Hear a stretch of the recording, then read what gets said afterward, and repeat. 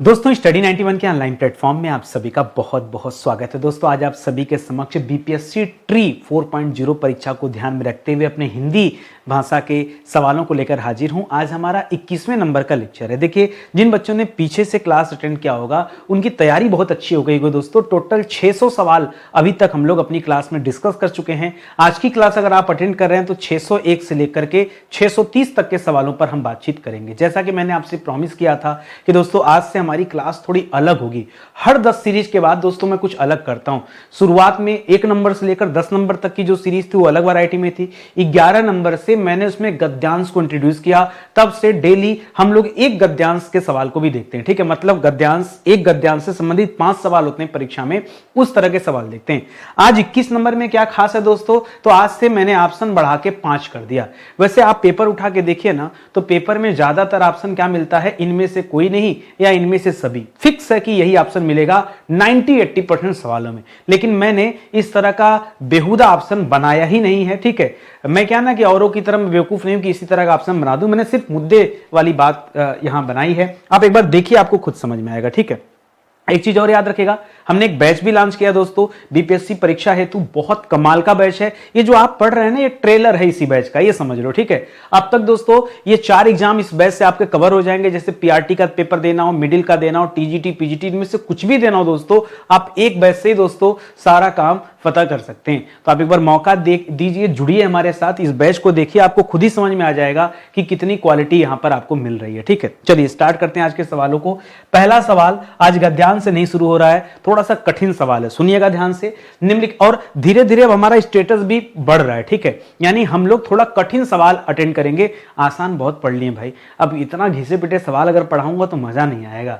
सवाल लिखा है कि निम्नलिखित में से कौन सी पश्चिमी हिंदी की बोली नहीं है। कौन सी पश्चिमी हिंदी की बोली नहीं है। पहला काम आपका यह होना चाहिए कि जब कभी आप नहीं वाले सवाल देखिए ना, पहले उसे हाईलाइट कर लीजिए। ठीक है, अब पश्चिमी हिंदी में कौन नहीं आता, बुंदेली तो आता है, ब्रज भाषा भी आता है, कन्नौजी भी आता है, बघेली दोस्तों नहीं आता। बघेली कहां आता दोस्तों, बघेली जो है ये पश्चिमी हिंदी में, ये पूर्वी हिंदी में आता है। ठीक है, जो बघेली है यह किसके अंतर्गत आता है, यह पूर्वी हिंदी के अंतर्गत आता है। जब पूर्वी हिंदी आप पढ़ते हैं तो उसमें दोस्तों आप बघेली पढ़ते हैं। इसी के अंतर्गत दोस्तों आप छत्तीसगढ़ी पढ़ते हैं, बघेली, छत्तीसगढ़ी और अवधी। ठीक है, और क्या पढ़ते हैं, अवधी। ये 3 जो बोलियां हैं दोस्तों, ये बघेली के अंतर्गत आती हैं। बाकी बुंदेली, ब्रजभाषा, कन्नौजी और कौरवी। ठीक है, और इसके अलावा जो 4 हो गया ना, 4 हो गया। 5वें नंबर पे दोस्तों आप यप नंबर पे लिख लीजिए, खड़ी हिंदी बोली। ठीक है, खड़ी हिंदी बोली। अच्छा, यप पे लिखने की जरूरत नहीं दोस्तों, ये जो कौरवी है, ठीक है, ये दोस्तों आप खड़ी हिंदी बोली को ही कहा जाता है,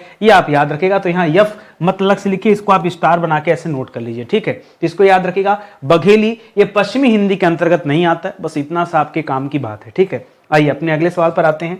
अगला सवाल दे रहा है कि हिंदी के प्रथम गद्यकार कौन है। पहले गद्यकार दोस्तों कौन है। अब ज्यादातर बच्चे जो इस सवाल को कभी नहीं देखे होंगे उनके दिमाग में आएगा सर चंद बरदाई कर देते हैं, क्योंकि चंद बरदाई ने पृथ्वीराज रासो की रचना किया था। ठीक है, पृथ्वीराज रासो, ठीक है, जिसे हम क्या कहते हैं, महाकाव्य मानते हैं। इस पृथ्वीराज रासो को हम क्या मानते हैं, हम इसे महाकाव्य मानते हैं। ठीक है, तो आधुनिक जब हिंदी के बारे में पढ़ते हैं तो उसमें सबसे पहला महाकाव्य की संज्ञा जो है वो इसी को दिया जाता है। लेकिन इससे यहां कोई लेना देना नहीं है। जो यहां पर आपका जवाब होगा दोस्तों, ये लल्लू लाल आपका जवाब होगा। जी हां दोस्तों, लल्लू लाल ये हिंदी के प्रथम गद्यकार कहे जाते हैं, तो ये आपका सही उत्तर हो जाएगा। अब जब बात लल्लू लाल की आई गई दोस्तों, तो क्यों ना लल्लू लाल के कुछ प्रमुख रचनाओं के बारे में हम लोग पढ़ लें, जो आपसे आपके परीक्षा में पूछे जा सकते हैं। ऐसे रचनाओं के बारे में जान लीजिए। जैसे दोस्तों याद रखेगा, जैसे कभी भी परीक्षा में पूछे ना, बैताल पच्चीसी, याद रखेगा, बैताल पच्चीसी, ये किसकी रचना, इन्हीं की रचना है।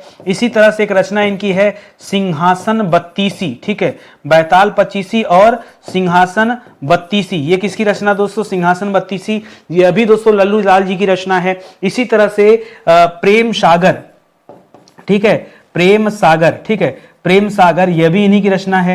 एक रचना और है राजनीति। ठीक है, राजनीति, ठीक है, ये भी इन्हीं की रचना आती है। मैं लल्लू लाल जी की रचनाओं के बारे में बता रहा हूं, इसको आप जो है याद रखेंगे और परीक्षा में ये चीज पूछा जाता है। फिलहाल अभी तो ये पूछा है कि हिंदी के प्रथम गद्यकार के रूप में किसे जाना जाता है, तो लल्लू लाल जी बताइएगा। ये भारतेंदु हरिश्चंद्र, बालकृष्ण भट्ट और चंद बरदाई, ये आपका जवाब नहीं होगा। इसे बखूबी आप ध्यान रखेंगे।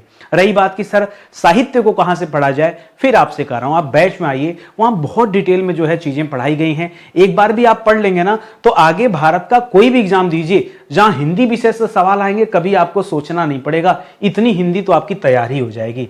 अगले सवाल पर आइए। मुझे तोड़ लेना वनमाली, उस पथ पर तुम देना फेंक, मातृभूमि पर शीश चढ़ाने, जिस पथ जावे वीर अनेक। ये पंक्ति दोस्तों किसकी है? जब इस तरह की कोई पंक्ति पढ़ते हैं तो हमें हमेशा सुभद्रा कुमारी चौहान जी की याद आती है, लेकिन ये आपका जवाब नहीं होगा। ठीक है, ये झांसी वाली रानी वाली जो लाइन है दोस्तों, वो इनसे संबंधित। बुंदेले हर बोलो के मुख, हमने सुनी कहानी थी, खूब लड़ी मर्दानी वह तो झांसी वाली रानी थी। ये वाली लाइन दोस्तों सुभद्रा कुमारी चौहान जी का है। और ये जो आज आप पढ़ रहे हैं, ये लाइन दोस्तों किससे संबंधित है?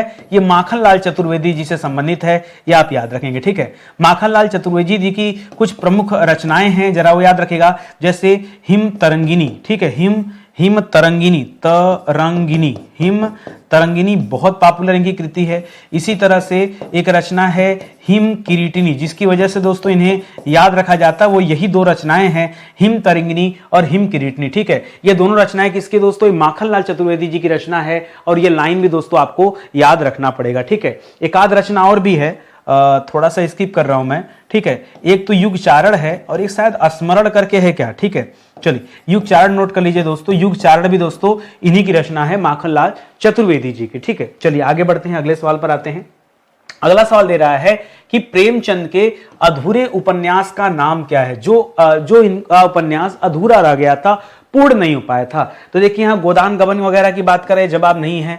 रंगभूमि नहीं, मंगलसूत्र जो इनका था दोस्तों, यही अधूरा रह गया, तो इसको याद रखेंगे। और बाकी अगर आप प्रेमचंद जी के बारे में पढ़ रहे हैं तो कुछ रचनाएं जो इनकी पॉपुलर है, जरा वो याद रखेगा। जैसे गोदान का नाम आप हमेशा याद रखते हैं, गबन का नाम याद रखते हैं। ठीक है, इसी तरह से कर्मभूमि का नाम याद रखते हैं, कर्मभूमि। इसी तरह से रंगभूमि का नाम याद रखते हैं। ठीक है, रंगभूमि। इसी तरह से सेवा सदन का नाम याद रखते हैं, सेवा सदन। ये सब दोस्तों इन्हीं की प्रसिद्ध कृतियां हैं। ठीक है, ईदगाह का नाम याद रखते हैं। ठीक है, ईदगाह का नाम याद रखते हैं। नमक का दरोगा दोस्तों आपको याद होगा, नमक का दरोगा। ठीक है, और जो पूर्ण नहीं हो पाया उसका नाम था मंगलसूत्र, इसको आप याद रखेगा। और भी लिख लीजिए, दो बैलों की कथा, कैसे लिख दूं यहां पे? ठीक है, दो बैलों की कथा, दो बैलों की कथा, यह भी दोस्तों इन्हीं की प्रसिद्ध कृति है। ये सब आप याद रखेंगे, जो आगे आने वाले एग्जाम में आप सभी से पूछा जा सकता है। तो जितना ज्यादा पढ़े होंगे उतना बढ़िया दोस्तों आपकी तैयारी होगी। जब भी किसी लेखक के बारे में पढ़िए ना, तो उनके बारे में हमेशा 2-4 लाइन 5 लाइन ज्यादा बोलिए। ठीक है, इनका जन्मस्थली कौन सा है? तो बनारस है। बनारस में मुंशी प्रेमचंद द्वार भी बना हुआ है, आपको इसके बारे में जानकारी होगी। हो सकता है ना भी हो। अगला सवाल दे रहा है, संधि विच्छेद का सवाल है कि निरर्थक का सही संधि विच्छेद दोस्तों क्या होगा? अब देखिए, निरर्थक जो शब्द लिखा है, पहले यहां लिखिए निरर्थक। ठीक है, निरर्थक। ठीक है, अब इसका 2 संधि विच्छेद बनता है। एक तो बनता है दोस्तों कि निह धन अर्थक, ऐसे कर लीजिए, तो निह धन अर्थक भी इसका संधि विच्छेद हो जाएगा। या इसका एक दूसरा संधि विच्छेद ऐसे बन सकते हैं कि नि की जगह ह मत लिखिए, यहां निर लिख दीजिए, लेकिन र के नीचे हलंत देना जरूरी है। ठीक है, तो यहां हो जाएगा निरर्थक। ठीक है, यहां पे क्या है ना, हलंत नहीं दिया, इस वजह से ऑप्शन नंबर 1 गलत है, क्योंकि जब हलंत होगा तभी ये अ आके जुड़ेगा और र पूरा बन जाएगा। इस केस में अगर र आके जुड़ेगा ना तो निरा हो जाएगा, निरार्थक हो जाएगा, जबकि ये गलत हो जाएगा। यहां निधन अर्थक, निरधन अर्थक नहीं होता दोस्तों, निधन अर्थक होता। यहां र लगा दिया, यहां निरा हो गया। यहां आधा र लिखा लेकिन यहां अर्थ धन अक लिख दिया दोस्तों, ये गड़बड़ हो जाएगा। ठीक है, तो इस वजह से दोस्तों ऑप्शन नंबर सी चूज कीजिए, यही आपका क्या होगा, सही उत्तर होगा, बाकी का गलत है। और विसर्ग देखकर आपको इतना ज्ञान तो हो ही गया होगा दोस्तों कि यहां पर संधि कौन सी है, यहां पर विसर्ग संधि है। जब कभी दोस्तों अह की मात्रा आ जाए तो हमेशा याद रखिए वहां संधि कौन सी होती है, विसर्ग संधि दोस्तों आपका जवाब हो जाता है। करा धरेश, एक और संधि विच्छेद लीजिए, धरेश। धरेश का दोस्तों संधि विच्छेद क्या है, तो धरेश का हो जाता है दोस्तों धरा धन ईस। क्या हो जाता है, धरा धन ईस। जिस तरह से दोस्तों जब आप कभी रमेश का संधि विच्छेद करते हैं तो रमेश का क्या करते हैं, रमा धन ईस, उसी तरह से दोस्तों धरेश है, ठीक है। धरेश का भी इसी तरह से, बस इसको ध्यान दीजिएगा। तो धरा नहीं करना है, धर भी नहीं करना है, धरा करना, धरा धन ईस, ईस में ई बड़ा होगा, बाकी सब ऑप्शन गलत है। यहां देखिए छोटा ई लगा दिया, इस वजह से मिस्टेक हो गया। यहां धरा कर दिया तब गड़बड़ हो गया, यहां धर कर दिया, यहां धरा कर दिया, यहां कर दिया, तो काफी सारे गलतियां हैं। जो आपको सही उत्तर दिख रहा है वो ऑप्शन नंबर सी। और अगर संधि जानना हो दोस्तों कि यहां पर संधि कौन सी है, तो जहां कहीं भी ए की मात्रा हो जाए, जहां कहीं दोस्तों ओ की मात्रा आ जाए, ए की मात्रा या फिर ओ की मात्रा आ जाए, या फिर दोस्तों कहीं पर अर लिखा हुआ मिल जाए, याद रखेगा किसका पहचान होता है, यह गुण स्वर संधि का पहचान होता है। इस तरह से धरेश में जो संधि है वो कौन सी है, गुण स्वर संधि हो जाएगा, ठीक है। अपने दिमाग से भी आप दीजिए जवाब, ठीक है। कॉपी कलम लेके मेरी क्लास में बैठा करिए, तब तो दोस्तों आनंद आएगा, अन्यथा फिर नहीं आएगा, ठीक है। और अब तो 5-5 ऑप्शन मिल रहे हैं, आपको यही तो चाहिए था। अगला है सवाल मुख दर्शन, ठीक है। मुख दर्शन में दोस्तों कौन सा समास है ये बताना है। क्या यहां पर द्विगु समास है, बिल्कुल नहीं। द्विगु समास में हमेशा दोस्तों याद रखेगा पहला पद संख्यावाची होता है। क्या होता है दोस्तों, जब पहला पद संख्यावाची नहीं है तो द्विगु समास होने का कोई स्वभाव ही नहीं है। यह तत्पुरुष समास है, और तत्पुरुष में याद रखेगा यह संबंध तत्पुरुष है। क्यों, क्योंकि दोस्तों मुख दर्शन जब आप कहते हैं तब आप कहते हैं मुख का दर्शन, ठीक है। मुख का की के नानी ने रारी रे ये हो जाता है। द्वंद्व में दोस्तों यहां दोनों पद प्रधान हो जाते हैं, ठीक है। दोनों पद प्रधान हो जाते हैं, जैसे माता पिता, दिन रात, सुख दुख, ठीक है। इसमें हमेशा तीसरा पद प्रधान होता है, तभी तो पर्यायवाची होता है, ठीक है। यहां पर हमेशा क्या होता है, यहां पर हमेशा तीसरा पद प्रधान होता है, तब दोस्तों बहुब्रीहि होता है, कर्मधारय भी नहीं होगा। यहां पर तत्पुरुष समास आपका बिल्कुल सही जवाब हो जाएगा। अब जिन बच्चों ने दिया है तत्पुरुष, उनका उत्तर तो ठीक है। बाकी लोग अपने ऊपर थोड़ा विचार करें, थोड़ा गहन चिंतन मनन कीजिए कि गड़बड़ी अगर हो रही है तो क्यों हो रही है, ठीक है। और पूरी क्लास तक बने रहिए। आधे घंटे पौने घंटे बहुत ज़्यादा समय नहीं होता है, लेकिन अगर आप बने रहेंगे तो फायदा आपको होगा भाई। इतना अच्छे से मैं पढ़ा रहा हूँ, कोई भी टाइम वेस्ट नहीं हो रहा है। कई बच्चे कहते हैं सर लाइव आ जाइए, अरे लाइव क्यों आना, मुझे बताओ। लाइव आकर के यही क्लास 1 घंटे की हो जाएगी, और मैं जैसे पढ़ा रहा हूं मैं ऐसे ही पढ़ाऊंगा। हाय हेलो करने से आपका ही समय जाएगा। उससे बेहतर है कि आप पूरा ध्यान और चित्त मन एक जगह लगाइए और पढ़िए आराम से। जैसे सवाल दिया है, लिख रहा है कि निशाचर, निशाचर में कौन सा समास है ये बताना है, ठीक है। निशाचर में देखिए अव्ययी भाव समास अगर आप पढ़े हो कि समास में 2 पद होते हैं, एक पूर्व पद होता है, एक उत्तर पद होता है। जो पहले वाला होता है उसे पूर्व पद कहते हैं, जो बाद वाला पद होता है उसे उत्तर पद कहते हैं। अव्ययी भाव समास में हमेशा पहला पद प्रधान होता है, लेकिन निशाचर में पहले पद की प्रधानता नहीं है। निषाधन चर, चर मतलब चरने वाला, ठीक है। तो याद रखिएगा कर्मधारय समास में उत्तर पद की प्रधानता होती है, लेकिन यहां पर बहुब्रीहि समास है। क्यों, निशाचर हम किसे कहते हैं दोस्तों, राक्षस को कहते हैं, ठीक है।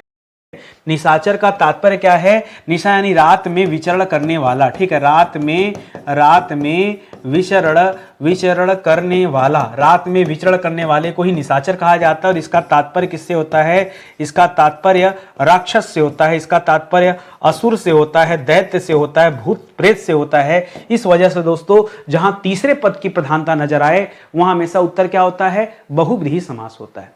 अब जब आप हिंदी पढ़े होंगे तब तो आपको ये जानकारी होगा, नहीं पढ़े हैं तो आप एक बार बैच में आइए।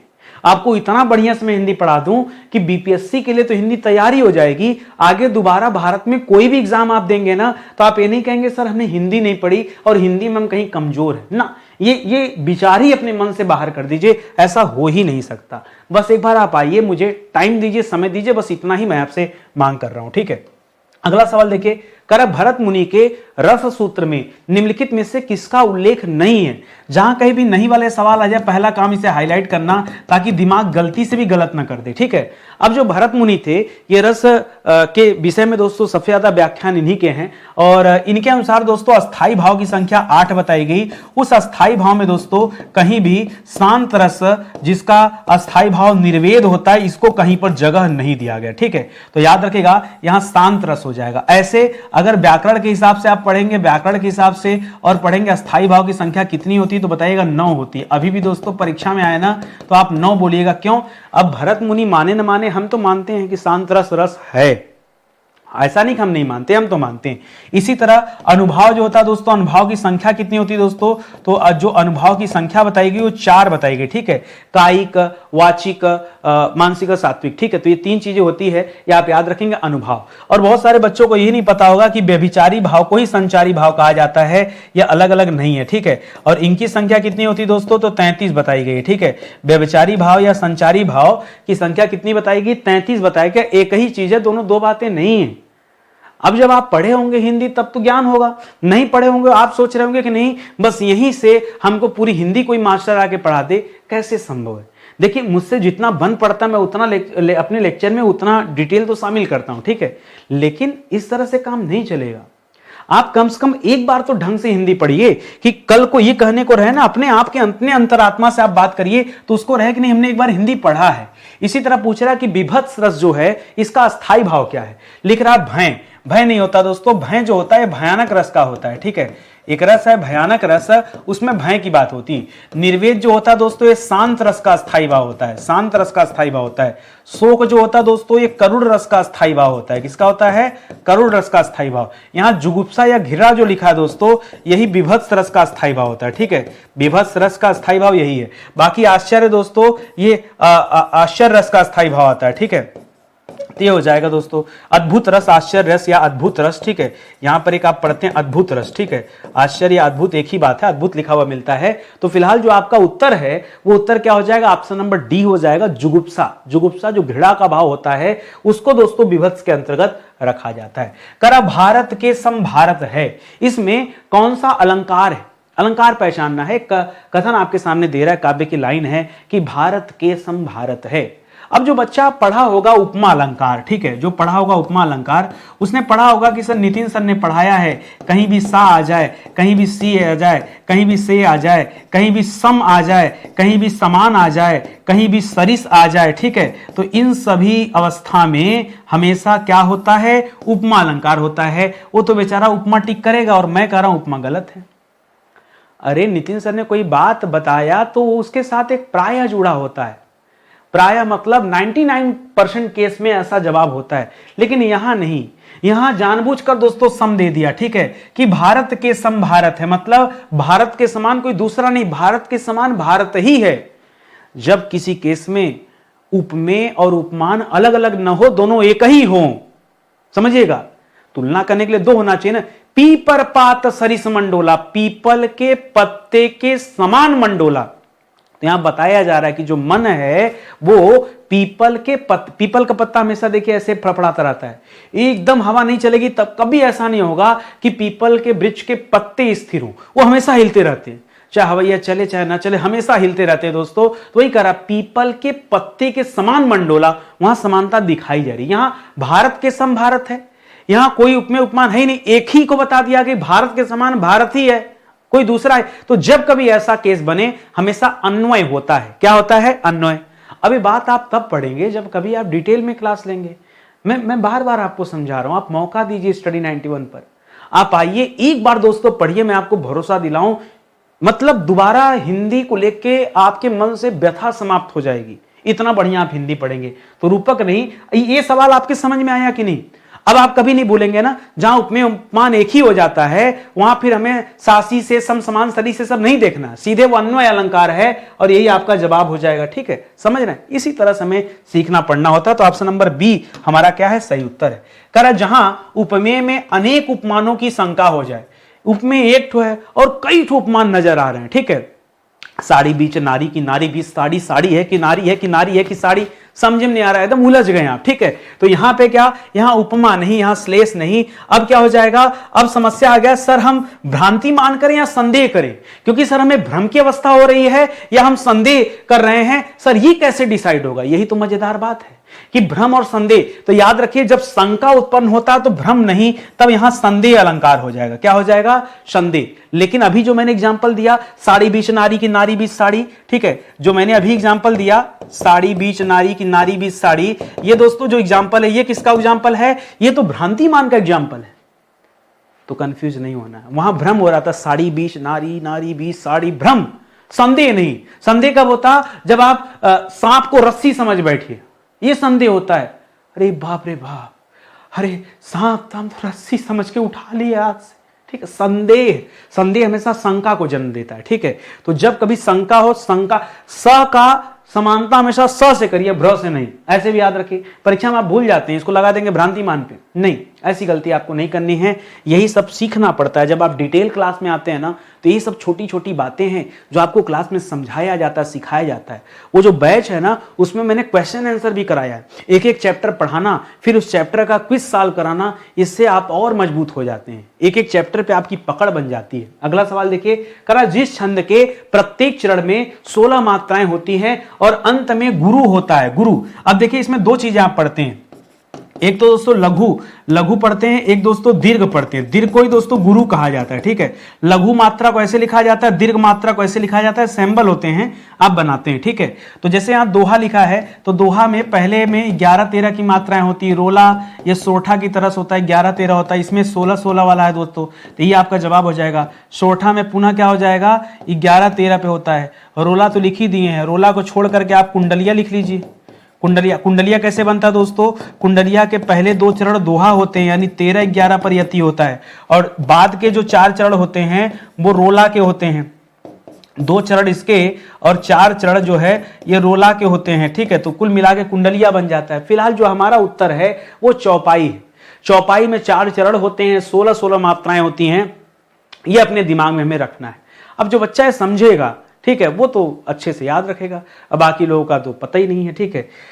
चलिए आगे बढ़ते हैं, अगले सवाल पर आते हैं। कह रहा निम्नलिखित में से कौन सा मात्रिक छंद का उदाहरण है। दोहा, दोहा में दोस्तों 13 और 11 मात्राओं पर यदि यति होती है, चौपाई में 16-16 होता है और रोला में 11-13 मात्राएं होती हैं। सभी जो ऑप्शन दोस्तों ये मात्रिक छंद के उदाहरण है। मात्रिक में भी दोस्तों आप 2 चीज पढ़ते हैं, मात्रिक में आप 2 चीज पढ़ते हैं, एक तो दोस्तों सममात्रिक पढ़ते हैं, एक सम मात्रिक पढ़ते हैं और एक अर्ध सम मात्रिक पढ़ते हैं। कंफ्यूजन एक्चुअली सम और अर्ध सम में है, तो सम वाले में समझा देता हूं, ठीक है, कि रोला मतलब रोली, ठीक है, रोला का मतलब रोली, और रोली बैठी चारपाई पर, ठीक है। तो चारपाई से चौपाई याद रखेगा कि इसके साथ गीता और हरि गीता के साथ, ठीक है। तो गीतिका और हरि गीतिका, ठीक है, इस तरह से आप याद रखेंगे, ठीक है। गीतिका और हरि गीतिका ये आप याद रखें दोस्तों, ये आ जाता है मात्रिक वाले में, ठीक है। इस तरह से आप इसे ध्यान में रखेंगे, ठीक है। और बाकी के जो बचते हैं वो आपके क्या हो जाते हैं, अर्ध सम्मात्रिक के तहत आ जाते हैं।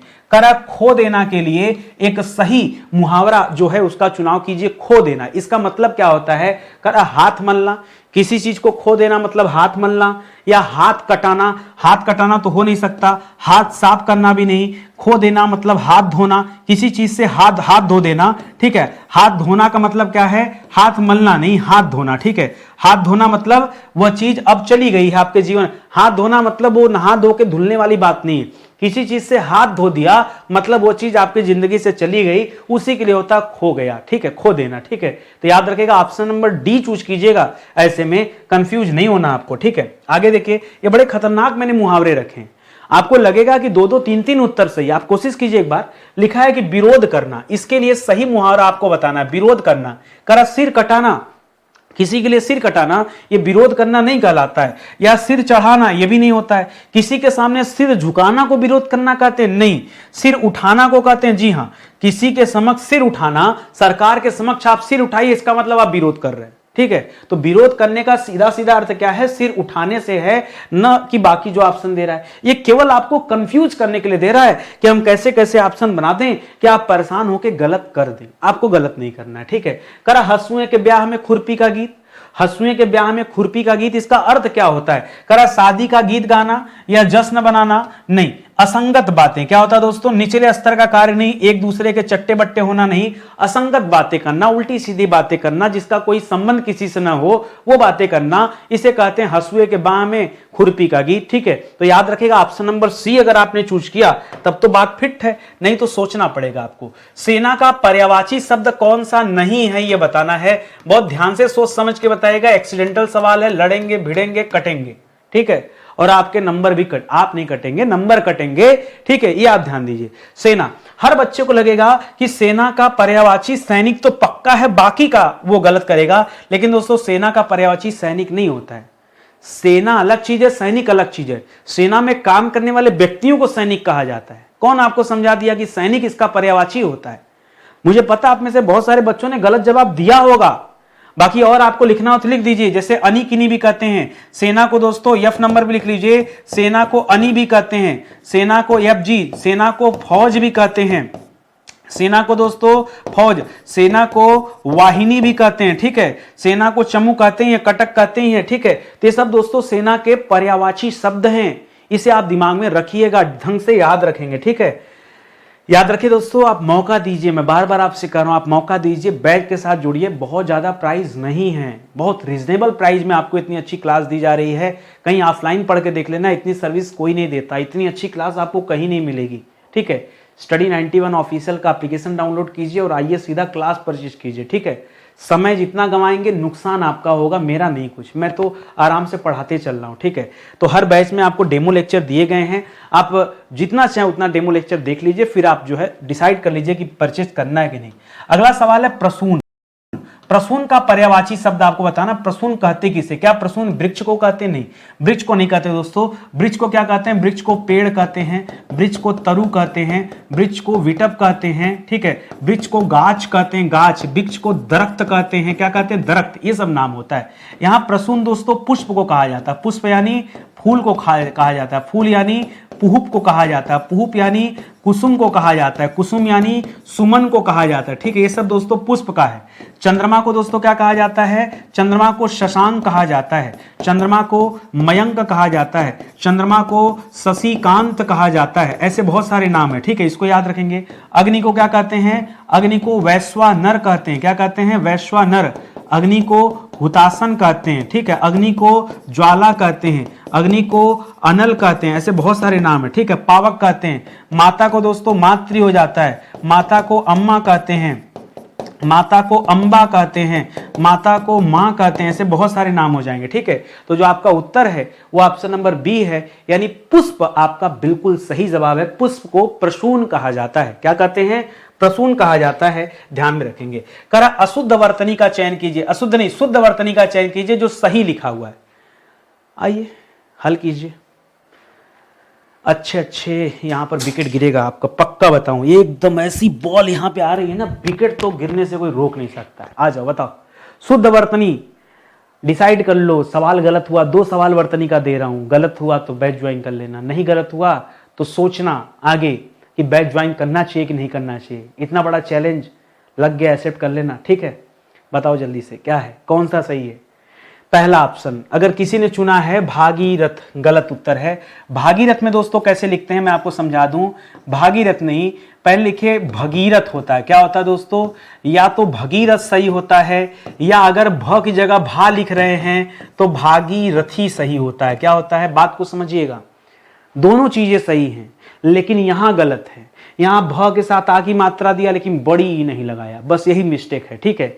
इसी तरह किसी बच्चे ने नीचे से सुना उन्नतशील, इसका उत्तर गलत है। उन्नत नहीं होता दोस्तों, उन्नति होता है। क्या होता है? उन्नतिशील होता है, उन्नतशील नहीं, इसलिए गलत है। किसी बच्चे ने चुना विपन्न अवस्था, विपन्न नहीं दोस्तों, विपन्न धन अवस्था बराबर विपन्ना अवस्था होता है। क्या होता है? विपन्ना अवस्था होता है, तो ये सही होता। किसी बच्चे ने कहा सर स्वस्थ सही लिखा हुआ, ये भी गलत है, स्वस्थ होता है, स्वस्थ, या तो स्वस्थ सही होता है, या अगर आ की मात्रा लगा रहा है तब लिखिए स्वास्थ्य। क्या लिखिए? स्वास्थ्य। तो एक ही ऑप्शन सही है, वह है सतरंगिनी। सतरंगिनी ये दोस्तों सही लिखा है, बाकी का तो गलत है। कितने बच्चों का गलत हुआ? तो मान के चलो एडमिशन लेने के लिए आप तैयार हो? नहीं सर, एक मौका, अगली बार गलत हो जाएगा सर ना, तो पक्का जान लीजिए ज्वाइन कर लेंगे। चलो अभी तुरंत गलत करा देते हैं, ज्यादा लेट नहीं करना, ठीक है। यहां पे आपको अशुद्ध वर्तनी चुनना है। कोई एक मैंने गलत लिखा है, सिर्फ आपको उतना चुनाव भर कर लेना है। पढ़ के बताइए। अष्टावक्र, गोवर्धन, समुन्नयन, निर्वलंब, मेघनाद। अब बच्चे ने सोचा सर मेघनाद नहीं, हमने तो शायद पढ़ा था कि मेघनाथ होता है, ठीक है, मेघनाथ।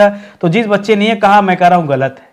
किसी बच्चे ने कहा सर अष्टवक्र होता है, अष्टावक्र नहीं होता, अष्टवक्र होता है, अष्टावक्र ने कहा ये भी गलत। किसी ने कहा सर निरवलंब नहीं होता है, निरावलंब होता है। क्या होता है? निरावलंब। ये भी गलत है बेटा, ठीक है। किसी ने कहा सर समुन्नयन नहीं होता है, ठीक है, समुन्नयन, ठीक है, समुन्नयन नहीं होता दोस्तों। तो मैं कह रहा हूं दोस्तों ये जो समुन्नयन है, ठीक है। किसी ने कहा कि समुन्नयन होता है। क्या होता है? समुन्नयन, ठीक है, समुन्नयन, ठीक है। तो जो समुन्नयन लिखा था ये सही लिखा था। जो परफेक्ट है पहले से वो कौन सा है? सॉरी, वो जो गलत है वो पहले से वो गोवर्धन है। गोवर्धन ऐसे नहीं लिखते हैं। फिर कैसे लिखते हैं सर गोवर्धन? हमने तो ऐसे लिखा है, गोवर्धन में ऐसे लिखा जाएगा, गोवर्धन ऐसे लिखा जाएगा, गोवर्धन, ठीक है। आप देखिए मेरा काम व्याकरण के दृष्टिकोण से सही बताना है, आपका उत्तर गलत कराकर एडमिशन लेना, यार मैं इतना नीच इंसान नहीं हूं, मैं इतना नीचे नहीं गिरा। मैं हमेशा आपसे कहता हूं पसंद आए तो क्लास लीजिए, नहीं पसंद आए तो कोई बात नहीं, है कि नहीं भाई? पैसा समय दोनों महत्वपूर्ण है। हो सकता है आपको मेरी बातें न समझ में आए, न अच्छी लगे, क्यों बैच ज्वाइन करेंगे भाई? जिसकी बात अच्छी लगती है, जिसका बैच समझ में आता है, आप उनका परचेज कीजिए, ठीक है। कोई ना कोई माध्यम तो आपको लेना ही पड़ेगा। बिना शिक्षक के आप स्वयं से तो सब कुछ नहीं कर लेंगे, कहीं ना कहीं आपको शिक्षक का दामन तो थामना ही पड़ेगा, ठीक है। हाँ, बहुत एक्स्ट्राऑर्डिनरी होंगे तो अलग बात है, नहीं तो फिर 95% लोग तो दोस्तों शिक्षक के बिना तो आगे बढ़ नहीं पाएंगे। तो आपकी मर्जी है, आपके साथ है। आपको लगता है कि नितिन सर के साथ आप बेहतर कर सकते हैं तो बेशक आपका स्वागत है, ठीक है। चलिए अपने अगले सवाल पर आते हैं दोस्तों। अगला सवाल दे रहा है, यहाँ पे बहुत ध्यान से पढ़िएगा। अगला सवाल दे रहा है अशुद्ध वाक्य का चयन करना है। जो गलत है वाक्य आप उसको ढूंढ करके अलग कर लीजिए। सिर्फ अशुद्ध वाक्य का यहाँ पर चयन करना है आपको, ठीक है। करेक्ट, कप्तान डूबते हुए जहाज से नीचे कूद पड़ा। क्या यह अशुद्ध है? अशुद्ध नहीं, ये बिल्कुल ठीक है, ठीक है, परफेक्ट है। कर दरअसल में वह उससे प्रेम करता था। दरअसल में लिखकर दोस्तों गड़बड़ कर दिया, सीधे सीधे बोलिए दरअसल वह उससे प्रेम करता है, ठीक है। दरअसल में क्या जी? हाँ, तो यही पर दोस्तों गड़बड़ी हो गया। पंचों का निर्णय सभी को मान्य था, एकदम सही है। आइए आपका स्वागत, ये भी सही है। भैंस का दूध ताकतवर होता है, ये भी सही है, ठीक है। बहुत सारे बच्चे सोचे दूध ताकतवर, हाँ होता है, उसमें विटामिन प्रोटीन होता है तो ताकतवर नहीं होगा। हाँ, कौन सा प्रोटीन पाया जाता है दूध के अंदर? केसिन नामक कौन सा प्रोटीन होता है जिसकी वजह से वो सफेद होता है। दूध का रंग सफेद क्यों होता है? केसिन की वजह से होता है, ठीक है। तो ये सब होता है, केसिन, कैरोटीन सब पढ़ते हैं ना, तो याद रखेगा ये सही लिखा हुआ। जो गड़बड़ी है वो मे की वजह से है, इसे आप जान लीजिए, समझ लीजिए। अगले सवाल पर आइए। कह रहा विवेक ने श्रेष्ठ कुल में जन्म लिया है। यहां पर जो श्रेष्ठ कुल है दोस्तों, इसके लिए आपको वाक्यांश चुनना है कि इसके जगह में आप क्या लिख सकते हैं कि विवेक ने कुलीन, कोई श्रेष्ठ कुल का मतलब क्या होता है? ये मतलब विवेक ने श्रेष्ठ कुल में जन्म लिया है। कुल में जन्म जो होता है दोस्तों, इसको हाईलाइट करिए सीधा, कुल में जन्म ये क्या है? तो श्रेष्ठ कुल में जन्म लेना या कुलीन कहलाता है। क्या कहलाता है? कुलीन, जो उच्च कुल में पैदा हुआ। इसका मतलब क्या है? इसका मतलब है उच्च कुल में पैदा हुआ, उच्च कुल में पैदा हुआ। इसके लिए शब्द क्या होता है? कुलीन होता है, समकालीन नहीं।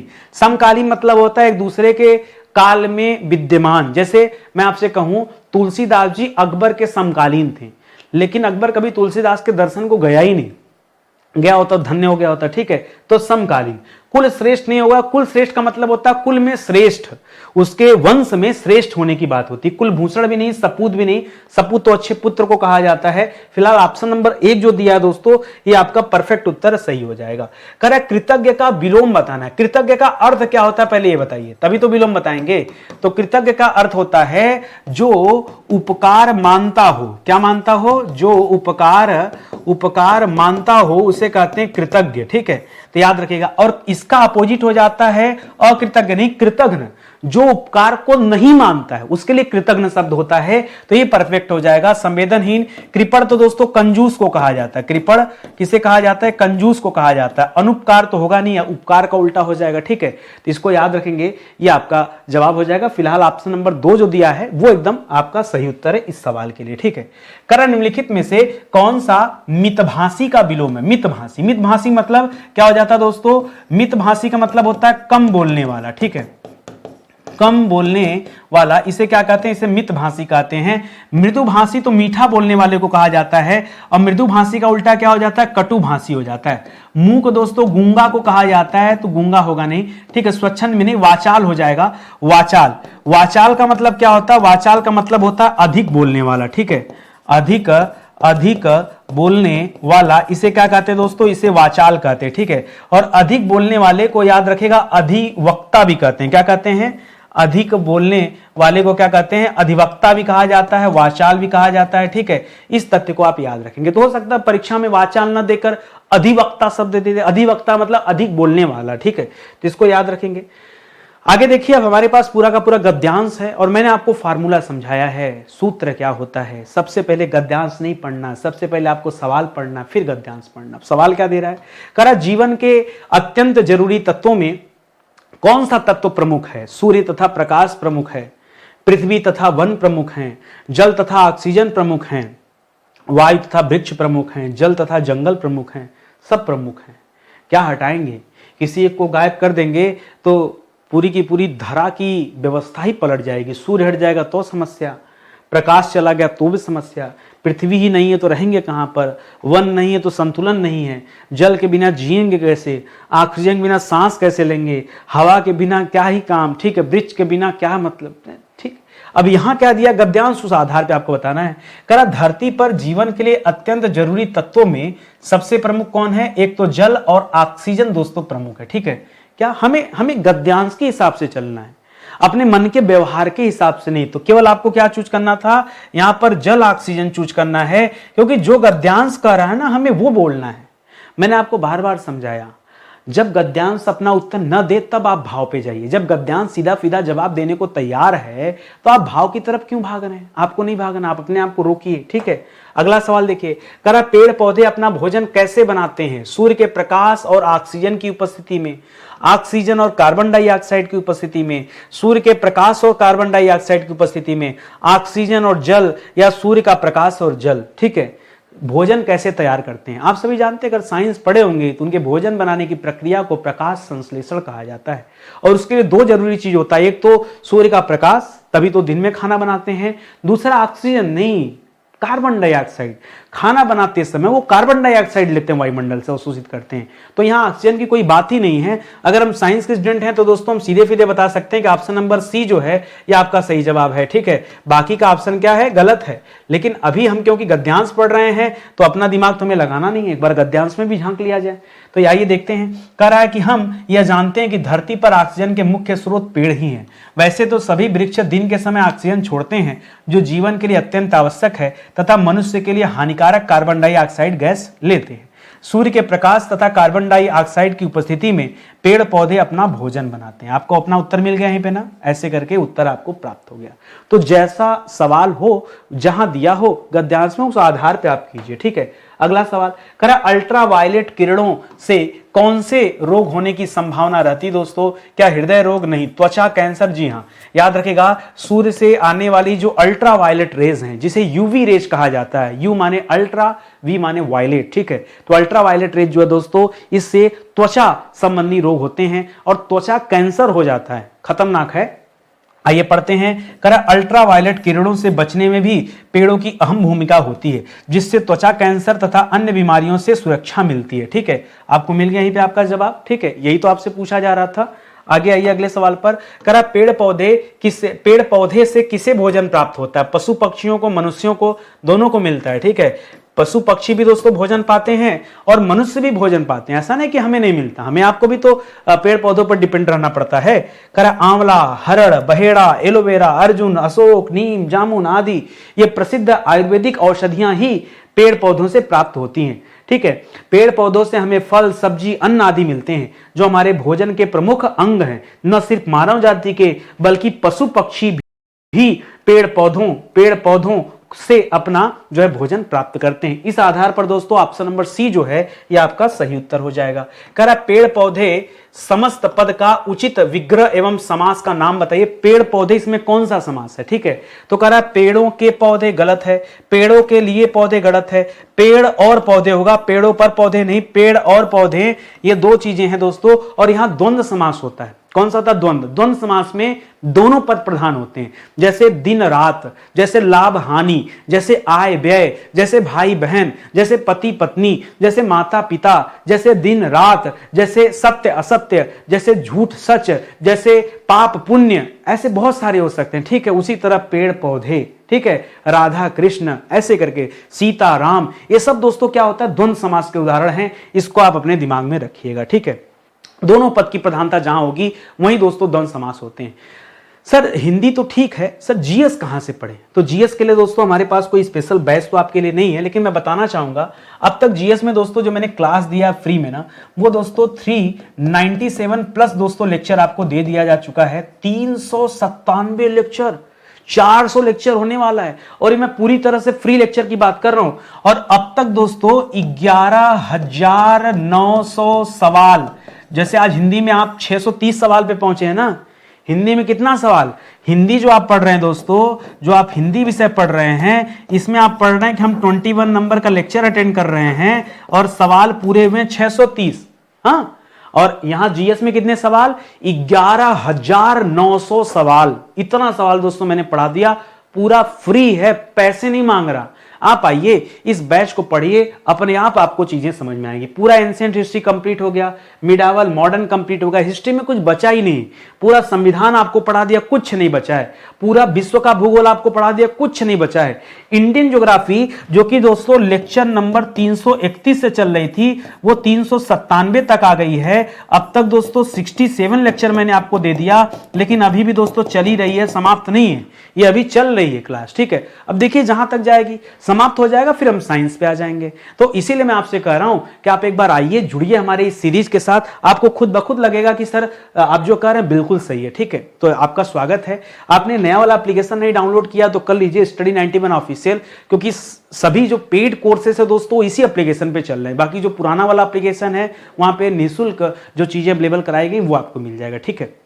तो आज के लिए बस इतना ही, मिलते हैं दोस्तों अगले लेक्चर में। तब तक के लिए बहुत बहुत धन्यवाद आप सभी का। एक चीज और कहना चाहूंगा, कहीं किसी प्रकार का कोई कंफ्यूजन है तो आप हमें 7007734525 इस नंबर पर दोस्तों सीधा आप हमें व्हाट्सएप कर दीजिए कि सर हमें बैच ज्वाइन करना है, सर हमें कुछ जानकारी चाहिए, जो कुछ आपकी जानकारी चाहिए 7007734525, ठीक है। ये नंबर है दोस्तों, इस नंबर के व्हाट्सएप पे दोस्तों आप कनेक्ट हो जाइए, आपकी पूरी सहायता की जाएगी। बैच लेने में कोई दिक्कत समस्या है, सब कुछ दोस्तों आपको यहाँ इंफॉर्मेशन दिया जाएगा, ठीक है। तो चलिए सेशन ही समाप्त होता है, मिलते हैं अगले लेक्चर में। तब तक के लिए बहुत बहुत धन्यवाद आप सभी का। अच्छा लगा हो तो लाइक कमेंट जरूर कीजिएगा, ये आपसे निवेदन है, ठीक है। बहुत बहुत धन्यवाद। जय हिंद, जय Bharat. Thank you so much.